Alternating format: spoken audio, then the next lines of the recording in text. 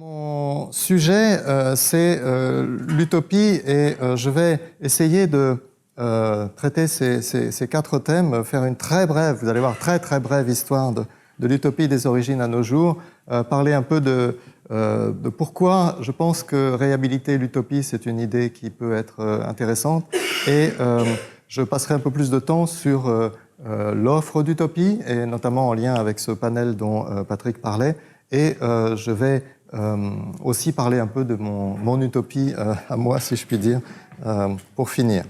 Alors, commençons donc par cette très brève histoire. Nous fêtons cette année le 500e anniversaire de la publication à Louvain de Utopia par Thomas More. Et donc à Louvain, évidemment, c'est une grande célébration. Toute l'année se passe avec énormément d'événements.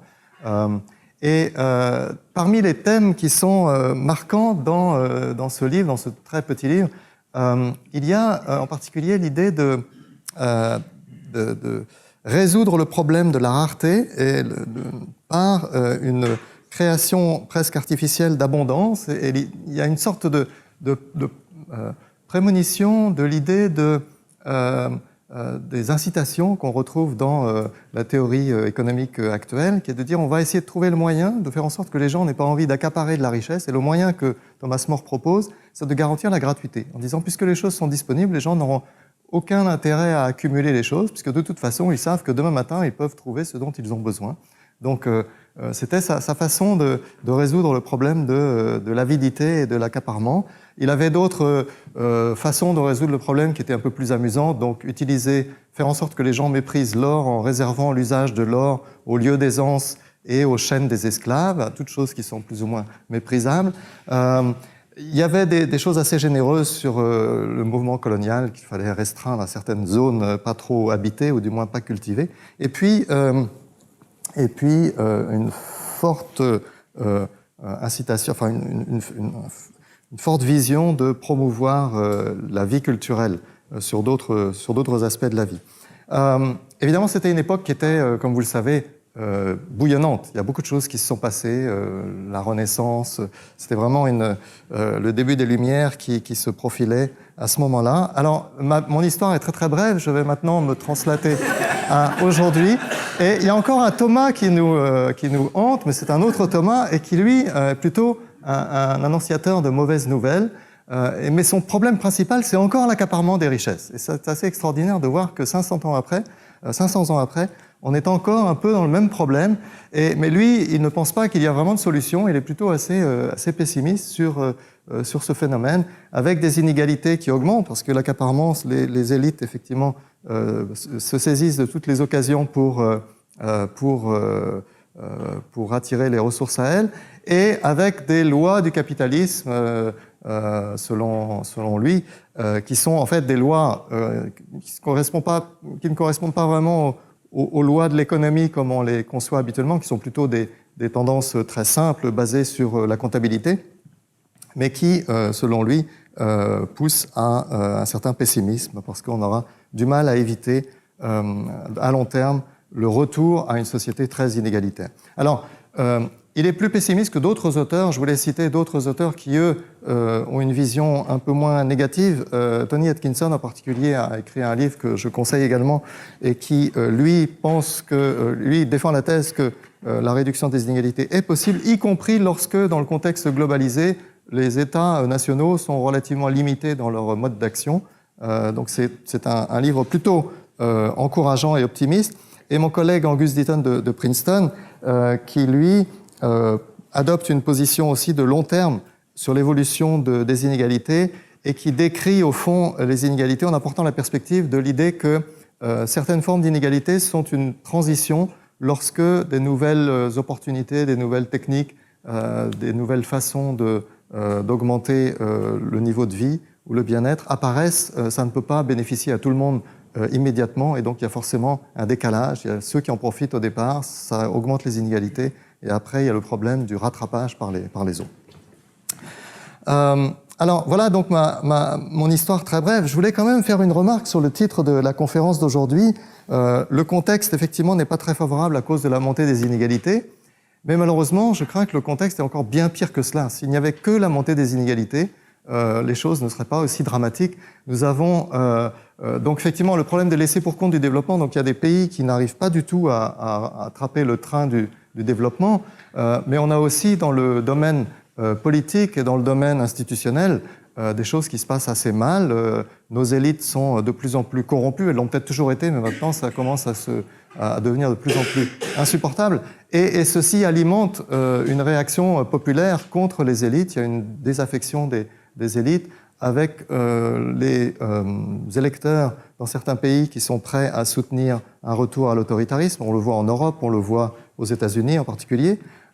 Et puis des poussées identitaires, racistes, des religions qui se remettent à faire des guerres assez systématiques et qui risquent de durer très longtemps. Et donc avec tous ces drames, des mouvements migratoires qui déstabilisent les pays d'origine comme les pays d'arrivée. Et puis des problèmes environnementaux qui sont potentiellement existentiels. Donc, le problème de la justice sociale, dans un contexte d'inégalité croissante, c'est presque pire que cela, c'est dans un contexte de survie remise en question. On est presque dans un contexte de vie ou de mort pour l'espèce humaine, ou tout au moins pour la forme, disons, plus ou moins paisible, civilisée, entre guillemets, pour prendre un vieux jargon, de la vie sociale. Alors, dans ce contexte-là, on pourrait se dire la justice, est-ce que ce n'est pas finalement un luxe? Est-ce qu'on ne devrait pas abandonner nos philosophies idéalistes et revenir à des problèmes plus importants, plus basiques? Donc ça, c'est une façon de voir les choses. J'aimerais essayer de défendre l'idée que, au contraire, la justice sociale devient d'autant plus importante, et c'est peut-être une des conditions de la survie, justement. C'est précisément parce qu'on n'a pas fait assez de progrès dans la direction de la justice sociale que les choses se désagrègent, et que les liens sociaux deviennent de plus en plus distendus et que la violence revient de façon dramatique. Donc, la justice sociale est peut-être précisément une condition de permettre une vie sociale paisible, et aussi une condition pour être capable de coopérer et de traiter des problèmes globaux comme le problème du climat ou le problème de la destruction de l'environnement. Quand on regarde les négociations sur le climat, on voit que les inégalités de développement, c'est un des points d'achoppement principal dans ce type de négociation. Donc, voilà ma très brève histoire, simplement pour dire que nous sommes dans un contexte peut-être encore plus dramatique qu'on pourrait le dire, et que nous avons sans doute un besoin de justice sociale encore plus fort qu'on ne pourrait l'imaginer. Alors, quel peut être le rôle de l'utopie dans cette histoire-là? Est-ce que c'est une notion utile? Alors, si on pense à la façon de promouvoir la justice, on peut faire le catalogue des mesures, et là, je ne vais pas chercher à être très original pour le moment. Il y a des mesures qui relèvent de la redistribution, qui ont à voir avec des aides sociales ou de la redistribution fiscale. Il y a des choses qui sont plus ou moins originales. On peut penser aux revenus de base, allocation universelle. Il y a des collègues au GIEC qui pensent qu'on pourrait utiliser la taxation du carbone pour trouver de nouvelles ressources qui permettraient de faire énormément de choses en termes d'accès aux services publics de base dans les pays en développement, et même aussi en termes de rééquilibrage de la taxation dans les pays développés. Donc il y a beaucoup d'opportunités ici, mais bien sûr il y a beaucoup à faire en termes de coordination internationale si on veut arriver à gérer le contexte globalisé qui rend les choses très interdépendantes et un peu compliquées en termes de levier d'action au niveau de certaines autorités nationales. Alors ça, c'est la redistribution.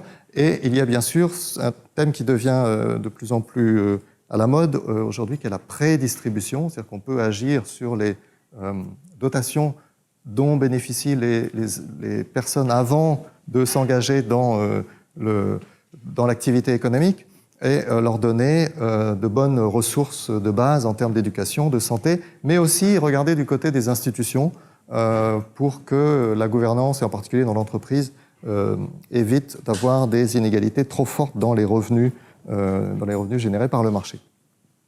Alors ça, ce sont les outils politiques et institutionnels. je disais que les élites étaient corrompues. Les élites aussi ont tendance à s'exclure. On a un problème d'exclusion actuellement qui est à la fois en bas de la distribution, mais aussi en haut de la distribution. Et donc, pour faire en sorte que ces choses-là se passent, on ne peut pas compter simplement sur la bonne volonté ou le fait que les philosophes écrivent des articles pour convaincre les décideurs politiques. Donc on a sans doute besoin d'avoir une pression populaire forte, et c'est sans doute malheureusement quelque chose qui est un peu plus difficile à générer. Et c'est ici que je pense on peut imaginer un rôle utile pour l'utopie. Et je vais essayer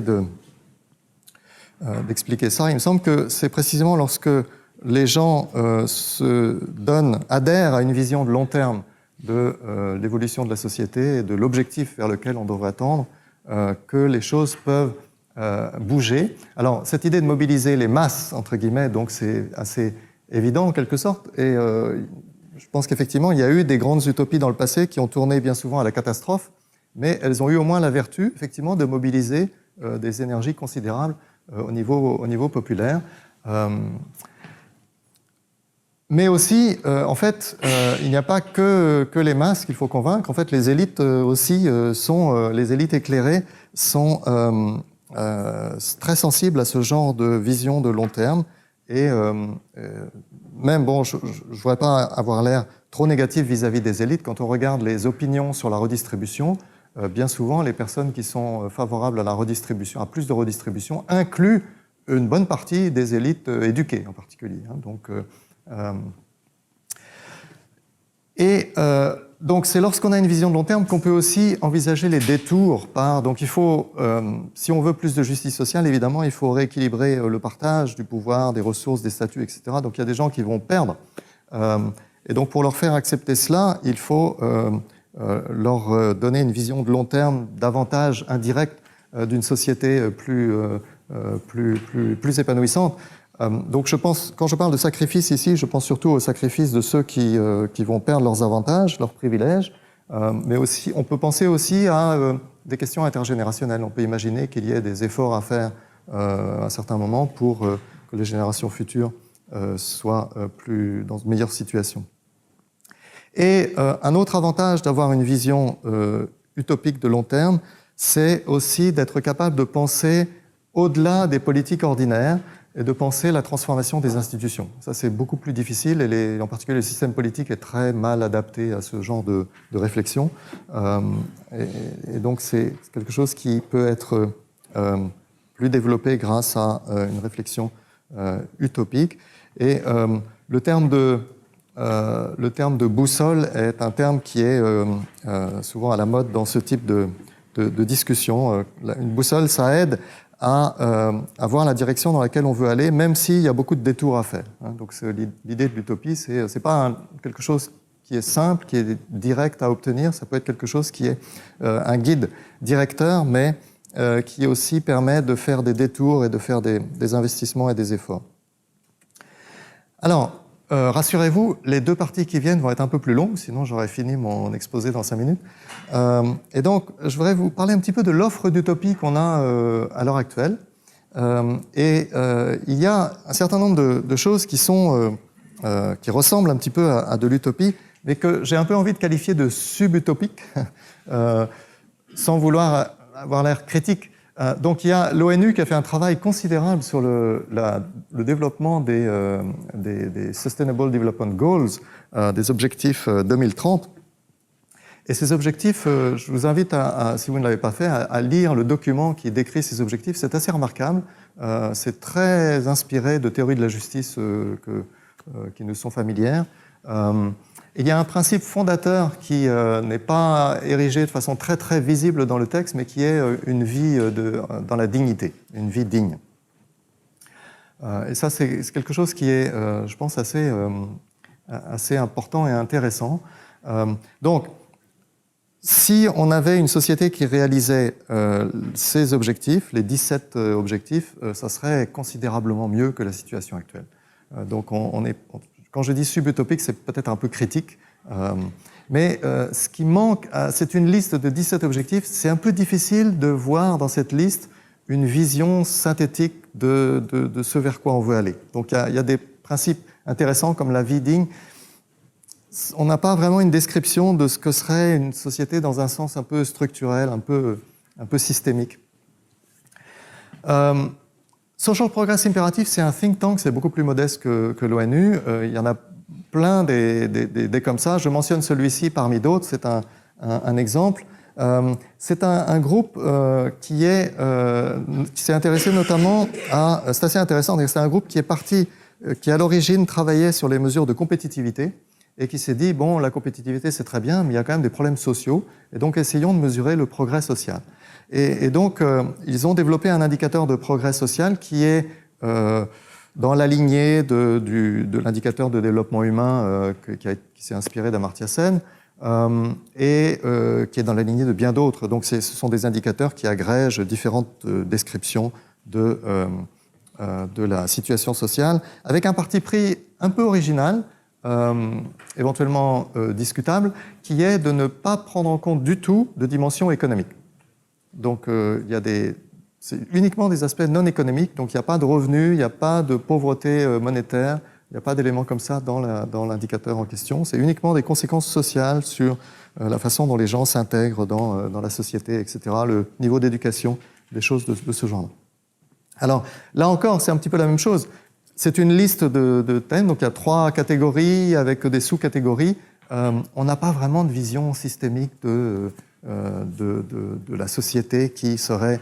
vers laquelle on devrait tendre en augmentant la valeur de l'indice. Alors, un autre exemple que je voulais mentionner, c'est The Next System Project. Je ne sais pas, est-ce qu'il y a des gens qui ont entendu parler de cela ici?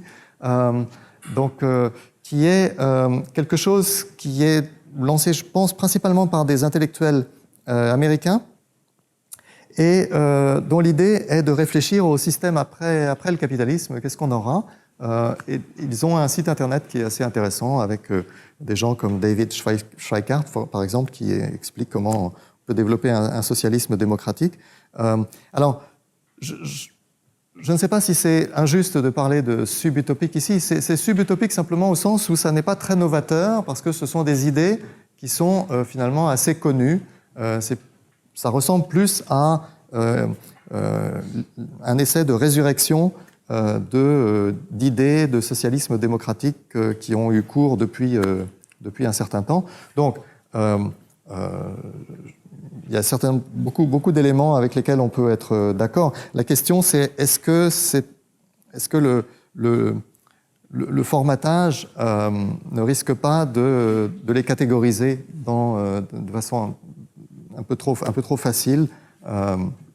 La proximité avec les idées de Bernie Sanders, par exemple, est peut-être quelque chose qui peut à la fois être intéressant et potentiellement trivialiser l'exercice. Alors, la question, c'est est-ce qu'on peut être un peu plus ambitieux que ces différentes... mais je ne voudrais pas avoir l'air trop arrogant, mais il me semble qu'on peut quand même se dire qu'on a une opportunité historique dans le contexte actuel grâce à la mort des anciennes utopies. Les modèles qui ont inspiré les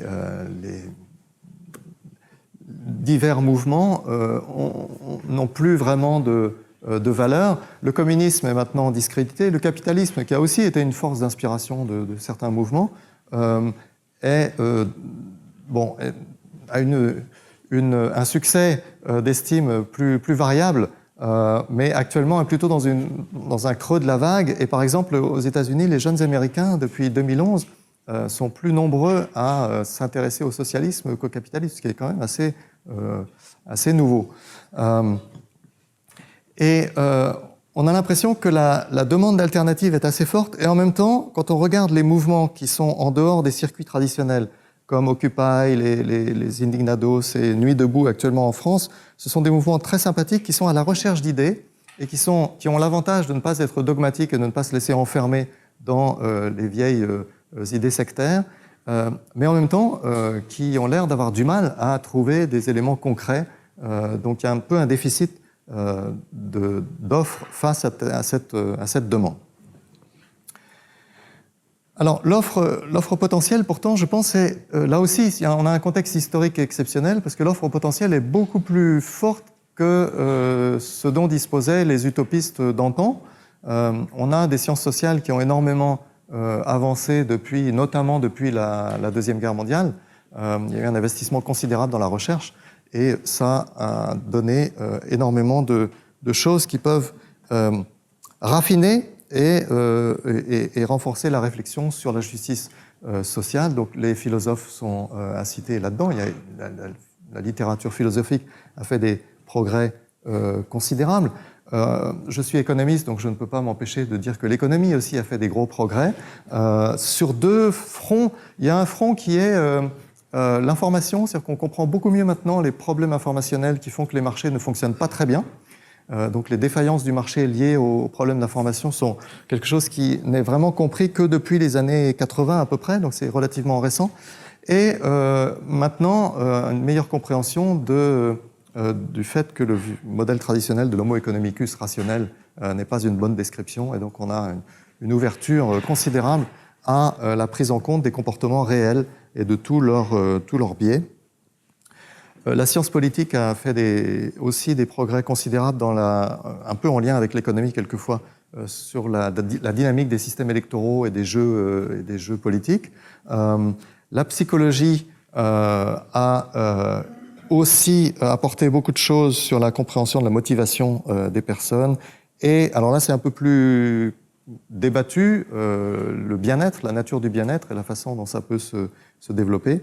Et puis les sociologues ont aussi fait énormément de choses que je connais un peu moins, mais il y a des travaux sur la critique de la modernité en particulier qui sont intéressants, et puis des travaux plus appliqués par exemple sur la société des réseaux ou des choses de ce genre-là. Donc tout ceci, ça apporte énormément d'éléments qu'on peut utiliser, et j'ai l'impression, vous serez peut-être en désaccord, mais j'ai l'impression que l'utilisation de ce gros corpus qui s'est développé pour l'appliquer à la réponse, à la demande d'alternatives ou d'utopie, ce travail-là n'est pas fait tant que cela. Et donc quand on regarde l'offre de réflexion de très long terme, on voit des choses qui sont plutôt à la marge de l'académie, de l'université, qui sont plutôt de l'ordre de la vulgarisation, pas toujours d'un niveau très satisfaisant. Je voulais citer quelque chose qui est beaucoup plus intéressant, peut-être par exemple Eric Wright, qui est sociologue américain, a un projet qui s'appelle Real Utopias et qui consiste justement à relancer l'idée d'utopie, mais en ayant le qualificatif de réel, c'est-à-dire qu'on veut des choses qui soient réalistes. Et donc il a invité une série de gens à proposer des idées. Donc il y a des choses sur l'allocation universelle, des choses sur le socialisme de marché, etc. Et son livre de 2010, je crois, Envisioning Real Utopias, est une sorte de synthèse sur la façon de penser la transformation sociale aujourd'hui, avec des efforts assez intéressants d'englober la connaissance actuelle sur ces sujets-là. Mais c'est un livre écrit par une seule personne, et le projet dont je vais vous parler dans un instant essaie de développer ce type d'approche avec des compétences plus larges. Alors, si on veut essayer de relancer une réflexion utopique, et là, ce que je vais dire n'est pas en désaccord, je crois, avec ce qu'Eric Wright pense aussi, on est obligé d'essayer d'éviter à tout prix les catastrophes qui ont été provoquées par les anciennes utopies. Et donc, en particulier, il faut être très prudent sur la pluralité des conceptions de la bonne vie. Donc, un libéralisme de base est important à ce niveau-là. Mais aussi peut-être, alors là, c'est peut-être un peu plus discutable, aussi penser le fait que les conceptions de la bonne société, pas la bonne vie seulement, mais la bonne société resteront plurielles. Il sera difficile de produire un consensus très fort sur l'adoption d'une théorie de la justice particulière. Et donc, ceci fait penser un petit peu à Nozick, qui a proposé à la fin de son livre, qui n'est pas aussi connu que le début de son livre, sur le libertarianisme, il propose la possibilité d'avoir des communautés qui vivent différentes formes institutionnelles. Donc on peut avoir des communautés communistes, socialistes, capitalistes, etc. Et donc il n'est pas du tout dogmatique en ce sens-là. La seule condition, c'est que les gens puissent migrer librement entre les communautés. Alors, ce n'est sans doute pas la bonne façon de penser ce type de respect de la pluralité, parce que la migration, c'est toujours quelque chose qui est coûteux. Le lien social, l'identité, l'ancrage avec des groupes sociaux ou une société plus généralement, c'est quelque chose qui ne colle pas très bien avec cette idée de pouvoir se déplacer comme on veut dès qu'on est en désaccord avec ce que la majorité dans la communauté décide. Donc il faut sans doute chercher autre chose qui est plutôt de l'ordre du compromis entre quels sont les points d'accord entre différentes conceptions de la justice qui permettent de vivre ensemble sans être nécessairement dans des institutions qui incarnent complètement telle ou telle théorie de la justice particulière. Un autre point essentiel, c'est de tenir compte des motivations ordinaires des individus, donc abandonner cette idée de l'homme nouveau et prendre en compte les comportements tels qu'ils sont, et enfin donc tenir compte de tous les aspects de contraintes de réalisation qui peuvent se produire. Donc il faut non seulement des institutions qui soient viables une fois qu'elles sont installées, mais aussi penser la réalisation de ces choses-là. Alors, le projet dont Patrick parlait dans son introduction, c'est quelque chose qui, je ne sais pas dans quelle mesure il va développer un message utopique, nous allons voir, mais l'idée, c'est quand même de réfléchir à une vision de long terme de la société. Et donc, on a regroupé à peu près 300 chercheurs pour écrire un rapport. Il y aura 260 auteurs sont vraiment attelés à la tâche de rédaction. C'est des gens qui viennent de toutes les sciences sociales et des humanités, de plus de 40 pays. Donc on a essayé d'avoir quelque chose d'assez représentatif. Alors représentatif, malheureusement, ça veut dire qu'on a beaucoup plus de gens du Nord que du Sud, parce qu'il y a beaucoup plus de collègues d'académiques qui travaillent dans le Nord, y compris des gens qui sont nés au Sud mais qui ont migré.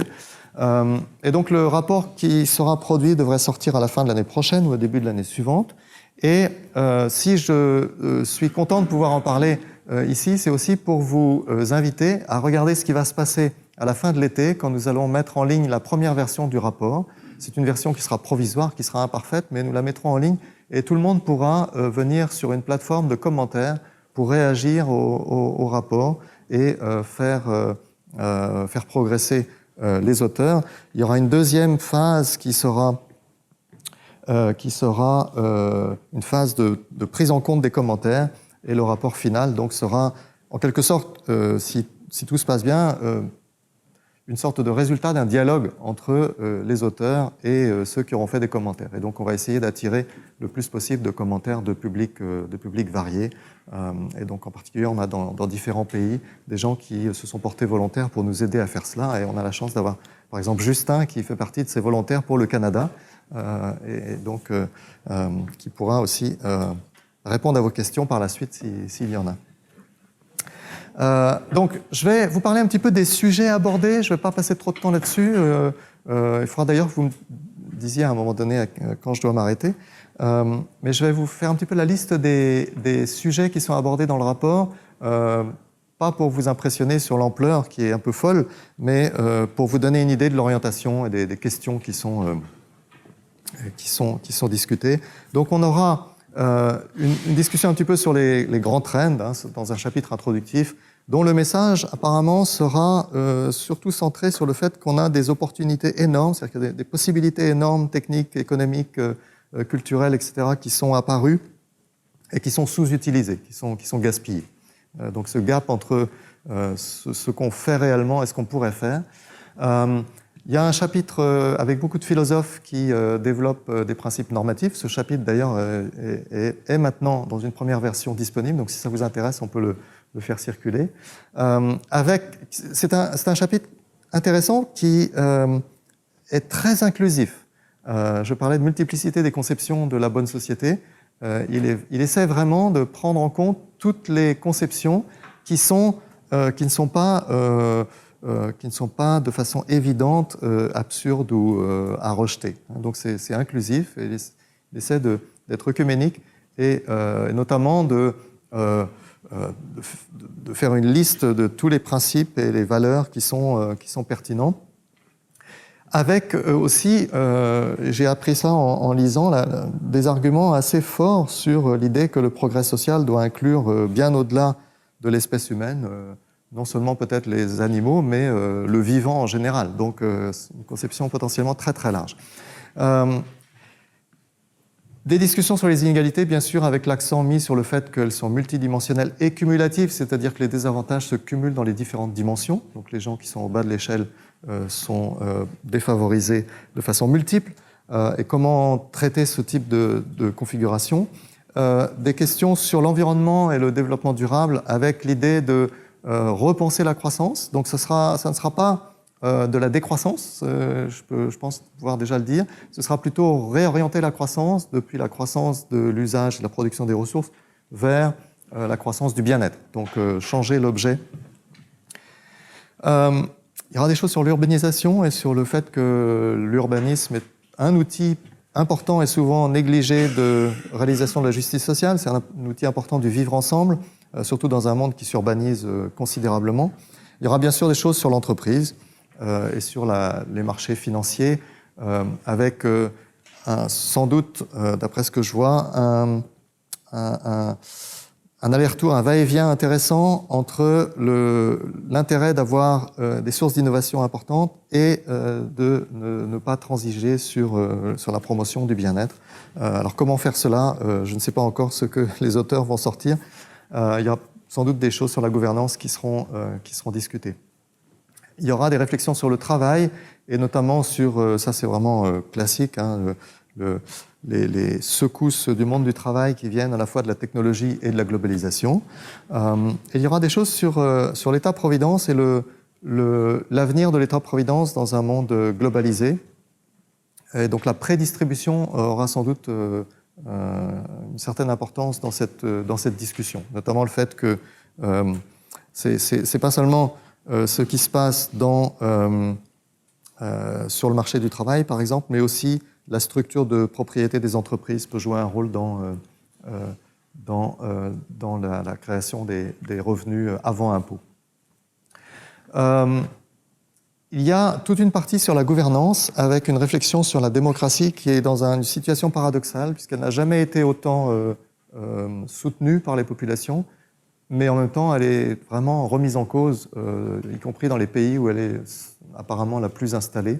Il y aura bien sûr des choses sur la violence, et avec l'accent mis sur le fait que la violence n'est pas seulement quelque chose à réduire, mais qu'il faut arriver à réussir la réduction de la violence et réussir la paix. Et beaucoup de réflexions sur la gouvernance mondiale et le déficit démocratique qu'on a, et qui n'est pas seulement, et là encore c'est quelque chose que j'ai appris, qui n'est pas seulement dans les formes des institutions supranationales, mais aussi dans les objets qu'elles se donnent, ou qu'on leur donne. Donc il y a un certain nombre d'objets qui devraient faire l'objet de coordination et qui ne font pas l'objet de coordination. Et c'est un choix, en fait. Ce n'est pas quelque chose qui est là par hasard. Les médias ont bien sûr un rôle important, notamment dans les aspects de dynamique politique. Mais la gestion même des médias est quelque chose qui sera discuté en détail. Notamment la démocratisation de la gestion des médias. Et enfin, on a une troisième partie du rapport qui porte sur des aspects plus culturels et sur les valeurs, avec donc une réflexion sur le rôle de la culture, ce que c'est que la culture et l'importance de l'identité. Donc avec une vision, bien qu'il y ait des développements mortifères des mouvements identitaires, sans doute une vision assez positive de la façon dont l'identité peut être vécue par les gens dans une société plus juste. Et puis des choses sur la solidarité, la reconnaissance, etc. Et enfin, des choses un petit peu plus appliquées peut-être, mais donc c'est les religions qui peuvent être à la fois une source de lien social, mais aussi de division. Et comment gérer cette contradiction. Les familles qui sont en train de devenir de plus en plus diverses, et de plus en plus reconnus dans leur diversité, mais avec des mouvements de réaction qui vont à l'encontre de cette tendance. Donc on a des conflits potentiellement très très forts qui peuvent continuer, en particulier dans les pays en développement, sur cette question-là. Et on a des choses sur la santé et la gestion de la vie, de la naissance, de la maladie, de la mort et du handicap. En particulier, les nouvelles technologies apportent des opportunités qui aussi sont source de d'inégalités. Donc c'est assez compliqué mais aussi non seulement source de nouvelles inégalités, mais aussi source de changement de perspective sur la vie, sur ce que c'est que la bonne vie. Et on a bien sûr des choses sur l'éducation, donc le sujet de tout à l'heure, avec la question de est-ce que l'éducation est vraiment quelque chose qui peut servir à transformer la société, ou bien est-ce qu'elle n'est pas toujours finalement à la traîne de la société elle-même. Donc je pense que les auteurs seront plutôt dans le sens de ce que Marc-Antoine proposait, c'est-à-dire que l'éducation peut effectivement être un outil de transition vers une société plus juste, mais je ne sais pas encore très bien comment dans leur texte. Et finalement, en conclusion, il y aura 2 chapitres. Un qui sera une vision systémique, donc, puisque tous les chapitres, il y a 22 chapitres en tout, donc les chapitres d'avant sont sur des sujets particuliers. Il y a un chapitre qui sera dans lequel Eric Wright est un des responsables, qui apportera une vision plus d'ensemble. Et puis un chapitre plus réflexif sur finalement à quoi on sert dans tout ça. Est-ce que c'est la bonne méthode? Quelles sont les méthodes que les chercheurs devraient adopter? Et Justin me posait ce type de questions tout à l'heure à propos de ce dont il a parlé tout à l'heure et que j'ai manqué.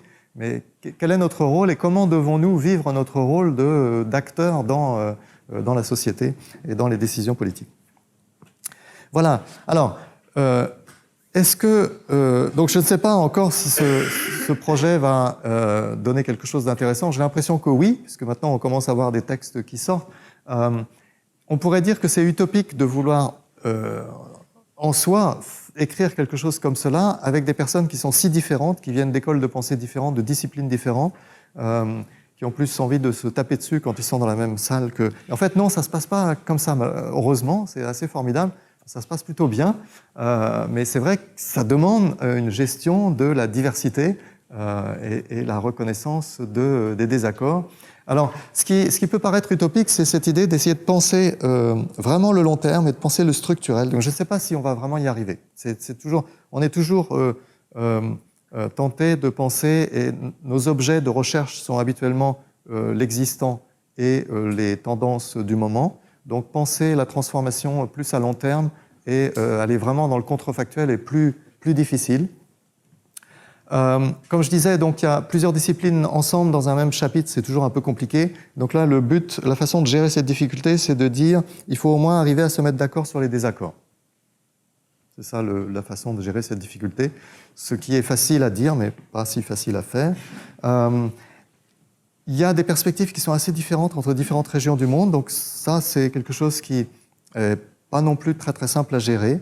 Ce qui est aussi compliqué, c'est que si vous avez un peu de familiarité avec le GIEC, qui s'occupe du climat, vous savez qu'il y a une devise au GIEC qui est qu'il faut être pertinent pour la politique, mais pas prescriptif. Donc pas de prescription, pas de langage prescriptif, seulement du langage pertinent. Alors évidemment, c'est difficile de respecter la devise, mais ce que nous voulons faire dans ce panel, c'est s'affranchir de cette restriction. Nous voulons faire des recommandations, faire des prescriptions, mais en étant respectueux de l'auditoire. Donc les recommandations seront conditionnelles, c'est-à-dire qu'on ne va pas dire « vous devez penser ça », mais si vous adhérez à tel type de valeur ou à tel type de conception de la bonne société, alors ça serait logique, on vous recommande d'aller dans cette direction-là, dans les actions concrètes. C'est ce type de recommandations, donc des recommandations conditionnelles. Et donc, comme je le disais, vous êtes invités à regarder ce qui va se passer à la fin de l'été. Les commentaires pourront être donnés jusqu'à la fin de cette année. Et donc, le site internet est facile à trouver.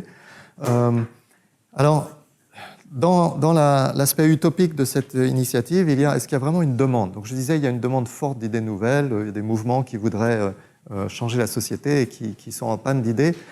Donc, en fait, ce qu'on aimerait, c'est s'adresser à tous cette liste de publics potentiels, y compris les gouvernements, même si les gouvernements ne sont peut-être pas les plus intéressants en termes de force de changement de long terme, mais ils ont quand même leur rôle à jouer.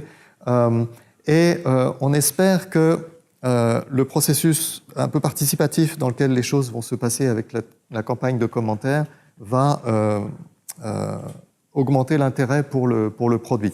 La comparaison avec le GIEC est effectivement plutôt en notre défaveur, puisque le GIEC est mandaté par les gouvernements, donc a un rôle officiel qui fait que, bien sûr, il y a une demande qui est là, qui est institutionnelle. En même temps, le revers de la médaille, c'est que cette demande institutionnelle contraint le discours, et le discours est vraiment orienté vers la demande gouvernementale et pas tellement vers le reste de la demande sociale. Donc, alors que nous allons nous adresser à tous les acteurs, et en particulier, on va essayer de développer quelque chose qu'on appelle l'Action Toolkit, qui est un peu l'équivalent du Policy Toolkit, mais qui, effectivement, va s'adresser à d'autres personnes que les policy makers, donc les gens qui sont vraiment en situation de décider au niveau politique. Il y a beaucoup d'autres acteurs. Voilà, et donc on va sortir ce rapport, si tout va bien, avec 2 autres produits écrits, un résumé des recommandations dans l'Action Toolkit, qui sera peut-être simplement en ligne, et puis un petit livre qui sera quelque chose de plus narratif sur la vision qui émerge de ceci. On est aussi en train de travailler sur des produits vidéo. Pour le moment, on n'a pas beaucoup avancé sur cette dimension-là, mais voyez un petit peu le genre de choses qu'on veut faire. Alors, je vais transitionner maintenant sur la dernière partie de mon exposé. Quel sera le message principal de ce rapport ? Je ne sais pas, parce que je n'ai vu que vraiment qu'un seul chapitre pour le moment, et peut-être quelques ébauches d'autres, mais j'ai l'impression qu'il y aura quelques messages très simples qui vont sauter aux yeux, et d'autres qui sont pour le moment encore beaucoup plus flous, mais qui vont se préciser très bientôt. Donc, je pense qu'un message fort, c'est vraiment possible, techniquement, de faire beaucoup mieux que ce qu'on fait. On a des recettes institutionnelles et politiques qui sont éprouvées et qui permettraient de faire beaucoup, beaucoup mieux. Et si on ne le fait pas, c'est simplement qu'il y a des résistances. Un autre message fort qui ne va pas plaire à tout le monde, c'est que le marché restera la base de l'économie. Le marché est un horizon indépassable dans l'état actuel des connaissances. Mais en même temps, l'idéologie du marché libre, cette idéologie est complètement erronée. Donc le marché doit être encadré parce qu'il a beaucoup de défaillances. Maintenant, on comprend ces défaillances. Donc oui au marché, mais attention, il faut qu'il soit encadré de façon adéquate. Alors, les changements institutionnels, je pense qu'il y en aura pas mal qui seront proposés, mais je ne sais pas lesquels encore. Et même si je le savais, je ne sais pas si j'oserais le dire encore.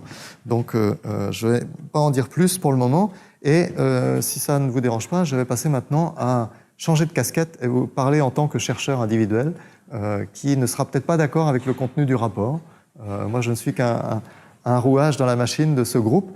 C'est un cerveau collectif qui va produire quelque chose qui aura beaucoup plus d'autorité que ce que je peux dire moi en tant qu'individu, j'espère. Mais ça ne m'empêche pas de penser librement et de continuer à dire ce que je pense. Donc j'espère que vous voyez le changement de casquette. Donc n'interprétez pas ce que je vais dire à partir de maintenant comme le message de ce groupe de 300 personnes, pas du tout. Ils seront sans doute assez largement en désaccord avec ce que je vais dire à partir de maintenant. Je n'en sais rien. Donc, si on me posait la question quelle est l'utopie qu'il faut développer maintenant, je mettrais la démocratie comme valeur principale plus que l'égalité et la liberté. Donc ça, c'est peut-être un peu choquant, mais je vais essayer de m'expliquer. Je pense qu'il y a un côté un peu stratégie de communication ici, qui est que la démocratie est une valeur, je crois, montante. Je pense qu'en la définissant bien, elle est prometteuse. Et la définition que j'aime bien, c'est pas la définition de la théorie des sciences politiques, c'est plutôt la définition populaire, qui n'est pas vraiment formulée, mais qui est vécue par les gens qui disent ceci est démocratique ou ceci n'est pas démocratique. Et je pense que la conception populaire, c'est qu'il faut donner le pouvoir à ceux qui subissent les conséquences des décisions. Et il faut le donner à proportion de la façon dont les gens subissent les conséquences. Alors, si on prend au sérieux cette définition, ça implique des choses assez inhabituelles par rapport au discours habituel sur la démocratie. Ça implique en particulier un libéralisme de base, puisque dans les questions importantes pour un individu isolé, ce qui a trait aux libertés fondamentales, aux droits de l'homme et des choses comme ça, qui subit les conséquences de ce qui se passe à ce niveau-là, c'est la personne elle-même, donc la personne doit être en charge. Et donc on a une justification du libéralisme, donc d'une sorte de forme d'individualisme, à partir de cette idée de démocratie. Même chose pour le marché. Quand vous avez 2 personnes qui ont envie de faire un échange, et que cet échange n'a pas d'effet d'externalité sur les autres personnes autour d'elles, pourquoi leur interdire de le faire ? Et donc les échanges libres entre personnes consentantes sont aussi justifiés par cette idée de démocratie, puisque les seules personnes qui subissent les conséquences, c'est les 2 personnes qui font l'échange. Et par contre, il y a des institutions qui sont actuellement très fortes et qui sont remises en cause par cela. L'État-nation et l'entreprise ne sont pas satisfaisantes dans l'état actuel des choses. Alors, je voulais juste illustrer un petit peu mon propos sur le fait que l'égalité et la liberté avaient un bagage, si vous voulez. Elles ont un bagage assez fort. Ceux qui défendent la liberté sont catalogués d'une certaine façon, ceux qui défendent l'égalité sont catalogués d'une autre façon. Et je pense que la démocratie est une façon de sortir de ce dilemme de communication. Alors ça, c'est le soutien à la démocratie tel qu'il apparaît dans le World Values Survey. J'ai classé les pays par ordre décroissant. Donc les pays qui sont tout en haut ne comportent pas forcément ceux auxquels vous auriez pensé spontanément. Et des pays qui sont un peu en bas ne comportent peut-être pas non plus ceux que vous auriez pensé mettre en bas de la liste. Bon, il y en a peut-être, par contre, certains où vous ne serez pas surpris, mais c'est une liste intéressante. Mais ce que je voulais simplement indiquer ici, c'est les chiffres qui sont relativement importants et qui sont relativement stables entre deux vagues du survey. Comparons avec l'égalité. Les chiffres sont beaucoup plus bas et sont beaucoup plus instables. Alors, la tendance est montante, donc je ne sais pas si c'est une tendance de long terme, peut-être, mais en tout cas, les chiffres sont beaucoup plus bas parce que le chiffre le plus élevé est pratiquement en dessous du chiffre le plus bas qu'on avait dans le tableau d'avant. Donc, c'est quand même un soutien beaucoup plus faible. Alors, c'est vrai que je vous ai mis les questions ici telles qu'elles sont formulées. Elles ne sont pas exactement comparables, ces questions, malheureusement. Donc, il ne faut pas surinterpréter les résultats, mais c'est peut-être quand même une indication et je pense que l'observation ordinaire suggère que le soutien à l'égalité n'est pas aussi fort que le soutien à la démocratie. Je n'ai pas trouvé dans le World Value Survey de questions similaires sur la liberté qui auraient permis d'étudier ça aussi. Alors, donc, quel lien entre démocratie et justice? Donc, cette conception populaire, entre guillemets, de la démocratie ne peut pas faire l'économie d'une théorie de la justice. Donc là, je veux faire une remarque de précaution. Quand on dit subir les conséquences, ça suppose de définir comment on mesure les conséquences, et donc ça suppose de définir les intérêts qui sont en jeu dans les décisions. Et définir les intérêts, ça veut dire définir ce que c'est qu'être avantagé, avoir un avantage, et donc ça oblige à spécifier ce que les économistes appellent les comparaisons interpersonnelles, ou ce que les philosophes appelleraient peut-être une définition du bien-être. Donc, on ne peut pas échapper à des conflits, c'est-à-dire que lorsqu'on veut appliquer cette idée qu'il faut donner plus de pouvoir à ceux qui subissent les conséquences, on va avoir des conflits sur la définition des conséquences. On aura des gens qui diront, eh bien, celui qui subit la conséquence, c'est l'actionnaire qui a le plus gros portefeuille dans l'entreprise, et une autre personne dira, mais non, les conséquences sont les intérêts humains, les ennuis de santé que le travailleur va avoir s'il est licencié, etc. Donc, vous voyez, ce type de débat ne peut pas être évacué complètement. Donc, il faut que je sois un peu prudent sur le caractère opérationnel de cette idée. C'est une idée qui fonctionne bien s'il y a un relatif consensus sur la définition des intérêts en jeu. Et reconnaître que certaines choses sont effectivement clairement plus importantes pour certaines personnes que pour d'autres. Donc, les droits de la personne, c'est sans doute un endroit où ça fonctionne assez bien. La localisation des intérêts, c'est aussi quelque chose qui fonctionne relativement bien. Pourquoi on a des démocraties locales? Pourquoi les votes sont restreints localement? Les droits de vote sont restreints localement pour des décisions locales. C'est une application de ce principe-là. Les gens qui sont à l'extérieur de la zone sont moins concernés. Donc il y a quand même des choses qui sont assez faciles. Et j'espère qu'il y a certains intérêts humains de base qui aussi peuvent être reconnus et donc servir de base opérationnelle à ce type de choses. Un avantage de cette approche, c'est que on a toujours cette difficulté dans la définition de la bonne société entre s'intéresser plus aux procédures, s'intéresser plus aux conséquences, aux résultats. L'idée de démocratie combine un peu les deux, puisque si on la définit comme ça, on s'intéresse à la fois aux résultats et puis bien sûr à la procédure, puisque la procédure est incorporée dans le partage, dans la répartition du pouvoir. Et donc c'est quelque chose qui intègre non seulement des considérations sur l'égalité d'avantages ou la réduction des injustices entre personnes, mais aussi quelque chose qui a à voir avec l'égalité de dignité. C'est-à-dire qu'on va mesurer les intérêts de façon qui reconnaissent la dignité des personnes. Donc, et en donnant du pouvoir, on donne de la dignité. Donc, ça combine vraiment les deux.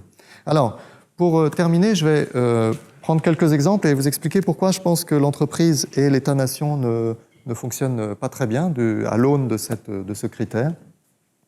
Donc le capitalisme est connu pour... donc Justin parlait de l'entreprise tout à l'heure, donc c'est effectivement un peu le sujet. Le capitalisme est connu pour maltraiter certaines catégories d'agents ou de personnes. Donc les petits actionnaires sont assez maltraités, on n'en parle pas souvent, mais les consommateurs sont, contrairement à ce qu'on pense, sont aussi en fait assez maltraités. Ils sont manipulés, ils sont pressurés de tous les côtés. La concentration ici fait référence au pouvoir de marché qui est obtenu par les entreprises qui se regroupent. Les travailleurs, ça c'est très connu, sont maltraités par le capitalisme. Les États sont sujets à des chantages des entreprises qui menacent de partir si elles ne reçoivent pas des avantages fiscaux. Et bien sûr, l'environnement est également maltraité. Alors, pour la plupart de ces entités qui subissent un mauvais traitement, on peut dire que la structure de pouvoir dans l'entreprise joue un rôle essentiel. Et plus généralement, la structure sociale dans le monde actuel ne vient pas principalement des inégalités de revenus ou des inégalités de type de consommation, elle vient encore très fortement de l'inégalité des rôles sociaux dans le monde de l'entreprise, ou dans le monde de la production en général, pas seulement l'entreprise. Et donc, ce qui se passe au niveau des inégalités de dignité entre personnes dans le monde économique, et en particulier dans l'entreprise, est essentiel encore aujourd'hui pour notre société. Alors, il y a des arguments des objections à ce type de critique de l'entreprise, et en particulier l'idée que si les entreprises non capitalistes étaient meilleures ou plus démocratiques que les entreprises habituelles, si elles étaient meilleures, elles auraient dû finir par prendre l'avantage. Donc si on observe une domination écrasante d'un certain type d'entreprise, c'est sans doute qu'il y a des raisons de supériorité dans ce type d'entreprise. Alors en fait, je n'ai pas vraiment le temps de développer ça, mais je voudrais simplement évoquer le fait qu'il n'y a aucune raison de penser que les institutions optimales émergent spontanément lorsqu'on a des mécanismes qui sont relativement libres. Parce qu'il y a des gros problèmes de coordination, et en particulier la démocratie a des propriétés de biens publics assez importants. Donc c'est agréable de vivre dans une démocratie, on en bénéficie tous, parce qu'on sait que nos intérêts sont représentés même si on est inactif dans la démocratie. Donc on peut ne pas voter, mais bénéficier du fait qu'il y a d'autres qui se donnent la peine de faire fonctionner le système politique, par exemple. Et si on instaurait un droit de vote, un marché des droits de vote, c'est-à-dire s'il était possible de vendre, d'obtenir de l'argent contre son droit de vote, ça serait quasiment une stratégie dominante, ça serait toujours dans l'intérêt de quiconque de vendre son droit de vote, parce que ça permet d'avoir un peu d'argent qu'on peut utiliser pour acheter quelque chose, et ça ne change rien à l'état démocratique de la société dans laquelle on est, parce que c'est une toute petite contribution de rien du tout dans le système. Mais évidemment, tout le monde fait ça, et on aboutit à une situation où on n'a plus de démocratie du tout. Et donc le marché du travail, c'est en fait un système comme ça. C'est-à-dire qu'on pourrait imaginer qu'on a des entreprises qui sont à la base démocratiques, mais on autorise la vente de son droit démocratique dans l'entreprise quand on entre dans un contrat avec un employeur. On a le droit de le faire, c'est complètement libre. Eh bien, tout le monde le fait, parce que la décision individuelle qu'on prend n'a aucun impact sur la structure de pouvoir dans l'entreprise. C'est négligeable, sauf dans les toutes petites entreprises. Mais dans les grandes entreprises, ça n'a absolument aucun impact. Et donc, tout le monde le fait, et on se retrouve avec des entreprises qui sont naturellement non démocratiques. Donc, on peut concevoir l'entreprise ordinaire comme une entreprise démocratique où tous les travailleurs ont cédé leurs droits. Même s'ils ne l'ont pas fait consciemment, c'est au fond un peu cela qui se passe. Alors, il y a une autre critique que je voulais évoquer, qui est que les salariés se portent mieux s'ils sont contrôlés, parce qu'en cédant leur pouvoir, ils permettent à la structure, à l'entreprise, d'accéder au capital de façon plus avantageuse. Parce que le coût du capital sera plus faible si si la gestion donne plus de garanties aux apporteurs de capitaux. Et lorsque les travailleurs ont le pouvoir, en particulier s'il n'y a qu'eux qui ont le pouvoir, les apporteurs de capitaux vont être effrayés de ne pas avoir une garantie de bonne gestion. Alors, ce type d'argument a du vrai. C'est effectivement quelque chose qu'il ne faut pas du tout négliger. Mais c'est vrai que quand on entend ce type d'argument, on ne peut pas s'empêcher de penser aux Américains qui actuellement, ou qui il y a quelques années, constamment ont toujours comparé la situation des Noirs actuels et la situation des esclaves, en disant au fond les esclaves étaient peut-être plutôt mieux que les Noirs actuellement. Et en tout cas, les esclaves ont été plutôt bien traités après tout. Et donc, il peut y avoir des avantages pour certaines populations qui ne savent pas bien se gérer elles-mêmes, d'être contrôlées, qu'on prenne les décisions à leur place. Bon. Donc ce type de discours a encore pas mal de succès aux États-Unis. Alors évidemment, il ne faut pas comparer les deux, c'est pas exactement la même chose, mais il y a quand même un petit quelque chose comme ça, et donc je trouve ça assez amusant. Donc, quelques remarques par rapport à cet argument. Cet argument a du vrai, mais en même temps, il ne voit pas l'ensemble des choses. Il ne voit pas la chose la plus évidente, qui n'est même pas listée ici, qui est que être contrôlé, ça apporte d'énormes désavantages. Donc, il y a énormément de choses qui se passent qui ne sont pas très favorables aux travailleurs à cause de cela. Mais il y a aussi des choses moins évidentes. Ceux qui sont dominants, ceux qui acquièrent le pouvoir dans ce type de situation, sont aussi malheureusement en train de souffrir d'absence d'engagement. Et les entreprises souffrent énormément de leur incapacité à donner confiance à leurs travailleurs. Donc le défaut de confiance du personnel fait que le personnel sous-investit dans le savoir spécifique qui permettrait de rendre les entreprises plus productives. Et donc en fait, les entreprises ordinaires sont relativement inefficaces, contrairement à ce qu'on dit. Il y a un problème de coordination entre les entreprises. Si une entreprise est non démocratique et cherche à accéder au capital, elle aura plus de facilité par rapport aux autres. Mais évidemment, si on imposait à toutes les entreprises d'être démocratiques, le capital irait quand même dans les entreprises. Donc ça changerait un peu les choses. Il y a un autre phénomène qui est aussi vrai, qui est souvent cité comme un désavantage du contrôle plus poussé des travailleurs, qui est que les travailleurs sont sans doute plus risque-averses et que donc les entreprises où ils auraient plus de pouvoir seraient moins innovantes, moins agressives, etc. C'est sans doute vrai et c'est sans doute en fait une bonne chose. Je pense qu'on a trop d'obsolescence, trop d'innovation destructrice. Réduire un peu le rythme d'innovation serait peut-être une bonne chose. Alors, j'ai presque fini. Je pense qu'il y a un avantage à la réflexion en termes de démocratisation plutôt qu'en termes de redistribution, qui est que, je vais commencer par les inconvénients.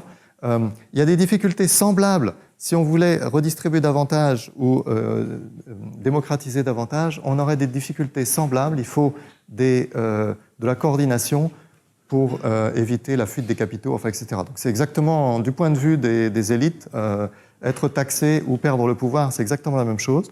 Donc les difficultés sont les mêmes. Mais par contre, il y a peut-être la possibilité d'avoir des leviers d'action plus importants ou des motivations plus importantes lorsqu'on pointe le défaut de démocratie.